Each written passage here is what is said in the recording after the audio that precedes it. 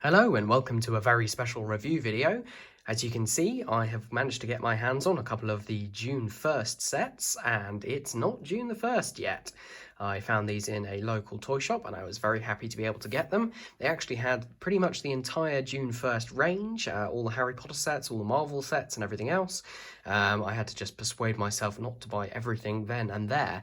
So we've got set 76387, Hogwarts Fluffy Encounter, and set 76386, Hogwarts Polyjuice Potion Mistake. Now we're going to have a look at this one first, and then we will do a subsequent video where we look at the other set. So I will get on and build them. And here's the first set all built. It didn't take me very long to do. It's quite a small set, but there are a few nice features packed into it. I think we'll take a look at the minifigures first, because they, I think, are the high point of the set. So we will go through those before taking a look at the build. So first up here, we have got Harry and Hermione, but Harry is looking a little bit different, and that's because this is the 20th anniversary Harry Potter minifigure. Just spin this around if we can. Let's try going the other way. There we go. 20 years of Lego Harry Potter from 2001 till now. It's nice to get these in the sets. Obviously, they're not very usable in and of themselves, unless you want to imagine that someone's put a spell on your characters. If you don't know, there's one figure in each set. It's not random, so you know exactly who you're getting.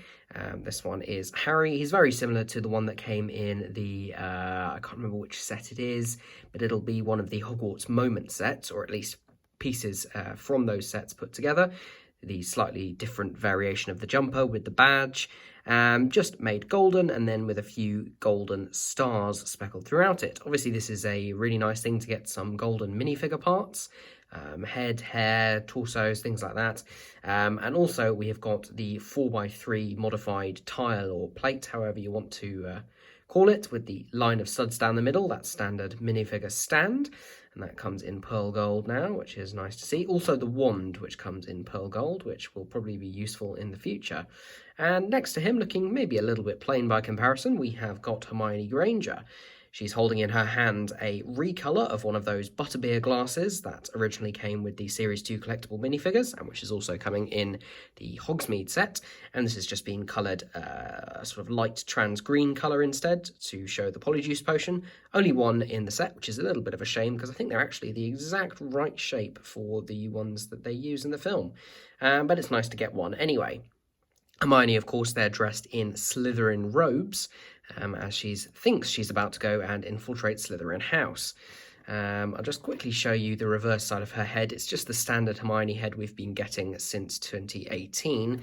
So I'll pop the hair off, and there she is, but it does mean you get a better look at the detail of the hood on the back there, which is very nice. Of course, the major thing that happens to Hermione in this scene is that she plucks the wrong hairs. In fact, she plucks some hairs off Millicent Bulstrode's robes, and they unfortunately turn her into a cat. And I think this is absolutely wonderful. It's a single piece that fits over the minifigure's head, just like that. If I can pull it off, there we go. And is shaped around the back, almost exactly like Hermione's hair, as we've seen on other minifigures.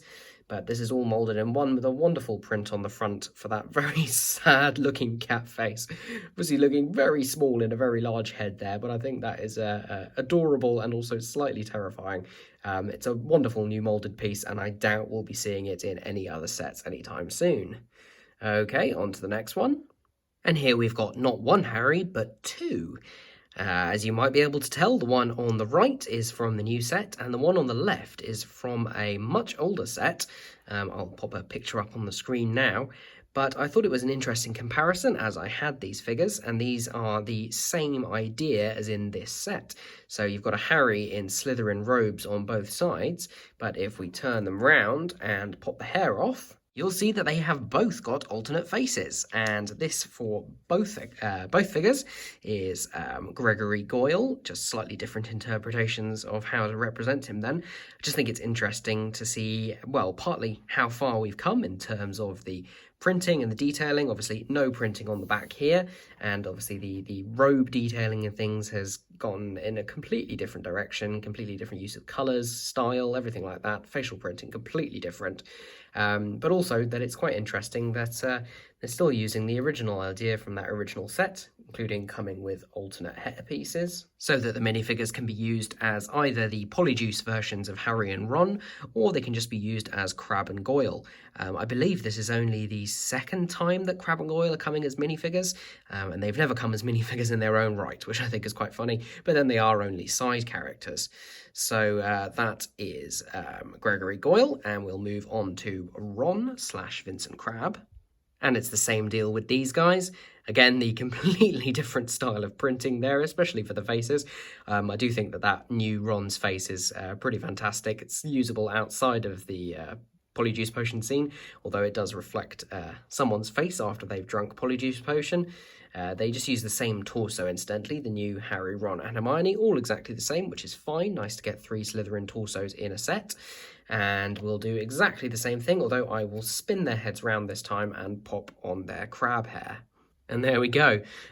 Crabbe has had a little bit of a makeover there, looking both really confused and also really possibly a bit chubby at the same time. Obviously, all these characters come with wands, as has become standard in these sets, and you do get a spare one on the sprue for each of them. So that's it for the minifigures. Let's take a look at the build. So as you'd expect for a relatively cheap set, there's not much to this build, although it's nice to see that the modular style, which they've come up with for this year's anniversary sets, that is based on either an 8x16 or an 8x8 module with these studs on the top with the tiles otherwise, so that things can be moved and combined. It's nice to see that they have included this in that, so everything is compatible, and I will be showing, once I've got the majority of the Hogwarts sets, how those can go together in different ways. But anyway, let's take a closer look at the bathroom. I believe this is the first time that this particular location has actually been depicted, at least in its own set. There was a very small part of the original Chamber of Secrets set, which had what was basically a sink, and that was about it for the bathroom. So that's all we've got, really. So it's nice to see this location getting a little bit more mileage, especially as it features both as the place where the Polyjuice potion is made and then also the entrance of the Chamber of Secrets. So what comes in this set? Like I mentioned, it's on an 8x16 base, although as you can see, it's not made up of just one large piece, and that's because of one of the major features. But I'll start from the front first. So one thing you might notice here is this groove in this brick just here. I'm trying to get a bit of dust out of it there. And when I first saw this, I was a little bit confused. It's a brick I've seen before. It's basically used in garages. So you have the bricks with the slot that go up to it, and then it means the garage pieces can be pushed up and along this track so they run above where you want the vehicle. Obviously, it's not serving that purpose in this set, and at first I thought it was just because it's, it's a nice bit of detail. It beats just having a regular brick there, and that may be why, but also I think because it's the exact right length. So if this is 16, that's 14, and this is a 14 long brick, which they do make just as a standard brick, but it's definitely an interesting choice, and it makes things a little bit less boring, and also means you can pop this off and get better access to the interior. It's just held on with these scroll bricks. So obviously dominating the scene here is the they're not really a row, the kind of center, there's probably a word for it, but I can't think of it. The collection of sinks which hide the entrance to the Chamber of Secrets. And we've obviously only got half, or what have we got, 3/8? I think there should be 8 sinks, or possibly 6. Less than half probably of the amount of sinks that we should have, but it's a nice representation anyway. And obviously with the wall there and only an 8 stud depth, we were never going to fit the whole thing in. So each of these uses a reflective sticker. I have got the spent sticker sheet just here. So you do only get 3, although interestingly there is a bit of shiny material left there, so maybe if somebody wants to, they can use that for something else. And that looks nice. It just represents a mirror above each sink. Each one has a golden tap or faucet, depending on where you are, and then a small sink represented by one of those panel pieces. I do like the tiling around the base here, using the 45-degree 2x2 tiles, as well as the variety that have got a 1 stud hole cut in the corner. Hopefully know what I mean there.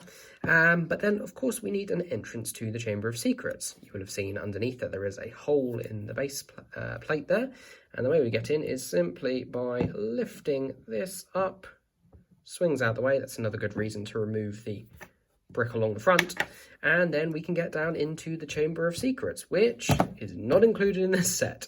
Nope, that is its own set, although it does integrate. I will be getting that set, and when I do, I will pop them all together. So they have thought this through, which is really nice. This is a nice build, actually. Uses one of these relatively new 2x6 tiles here, along with some brackets, just to keep this nice and strong so it doesn't snap off, because all it's held on by is these clips at the top. Gives nice space to get inside there. You can see how the sinks have been attached at 45-degree angles using these bar pieces and clips into the walls. And that's the kind of tile I was talking about just there. So it's 2x2, but with a 1x1 there cut out, and then half of a 1x1 cut out there. It's a really bad way of describing it, but I hope you know what I mean. The only other thing in this room is a small toilet stall, which is off to the side, which barely opens. I haven't actually tried that yet. Barely opens past the pillar. And you've just got a small toilet in there, just one of those bowl pieces, and a small cistern above it with a lever representing a flush handle or chain. It's okay. Could have done with some water or something in the bowl, just a 1x1 round tile.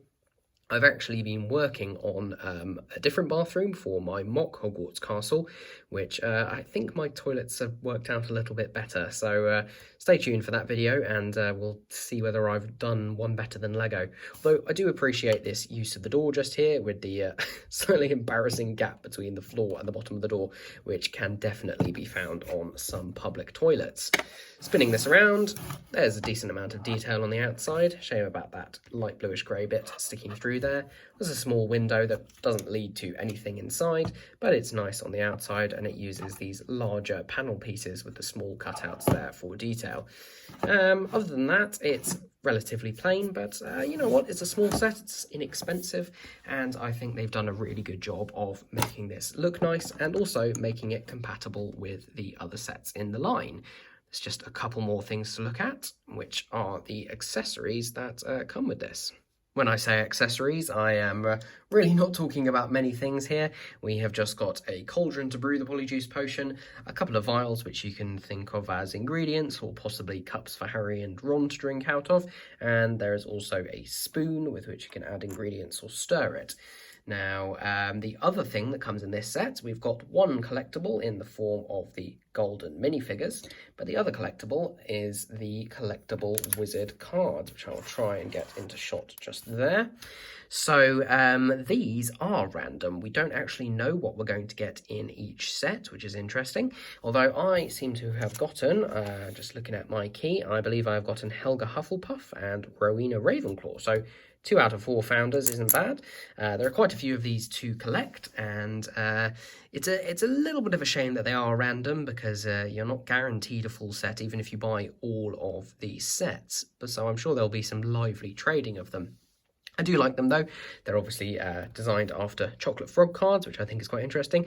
Massively oversized for minifigures, of course, but it's a nice little collectible, and it can either go as a detail in your own mocks, or it can just be another little collectible you can pop to one side. Just one last thing to show you. These are the spares that come with the set. You can see there's a spare spoon just here, which is a nice useful piece. Obviously the spare wands for each of the 3 characters, and then also the golden wands for the Golden Harry. Fairly standard selection of spare pieces, but it's just nice to see. So there we have it, the first June 2021 set that I've managed to get my hands on a little bit early. So I hope you enjoyed that review. I would definitely recommend this set. It's the cheapest of the wave, I believe, and it's a nice little build. It comes with, well, 4 minifigures, but if you really want to count, you know, you can count Crabbe and Goyle as 2 extra, maybe Cat Hermione as another one. So, you know, you get a little bit more bang for your buck just because of the alternate faces and hair pieces than you initially think. I think it's a nice little detailed bit of the set. It's a nice place to start if you're unsure about these anniversary sets. I will not be keeping this intact. I'll be keeping it until I've managed to get my hands on most of the Hogwarts sets, so I can just pop those together and show you all the combinations. But after that, I will be using the pieces to add to my own Hogwarts. I may actually keep the design of the bathroom as it is and just relocate it, because I think it's quite a nice design, or at least I'll take some design cues from it. But as I mentioned, I think my toilet stalls are a bit superior, which is a strange brag to have, but I hope you understand when you do see that video in the future. So thank you for watching. Please like, share and subscribe if you do enjoy my videos, and stay tuned for the review of the other set that I did manage to pick up, which if I have done the video at the time you're watching it, I will link in the corner, and if not, then hopefully I will get that to you soon. Thanks for watching, and we'll see you again. Bye.